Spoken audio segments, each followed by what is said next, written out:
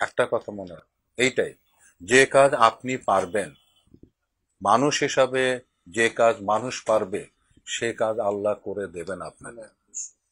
কারণ আপনাকে তাহলে বানাইছে কেন?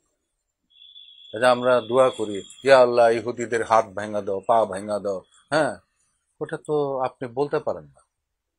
আপনাকেই বলছে জিহাদ করার, জিহাদের ইয়ে আসছে, হুকুম আসছে, আপনি জিহাদ করবেন, আপনি করবেন। দুনিয়ার দায়িত্ব আপনার উপরে দেওয়া হয়েছে, আপনি করবেন। অন্যায় যেখানে আছে সেটার প্রতিবাদ আপনাকে করতে হবে, আপনাকে করতে হবে। হ্যাঁ, আপনি যেটা, যে আমি আল্লাহ তোমার হুকুম অনুযায়ী আমি প্রতিবাদ করছি, তুমি আমাকে সাহায্য করো, আল্লাহ করে দেবেন। আর আপনি বয়ে থাকবেন, ভাবকান আপনি তারা মানে আল্লাহ নাউজুবিল্লাহ কর্মচারী রাখছেন।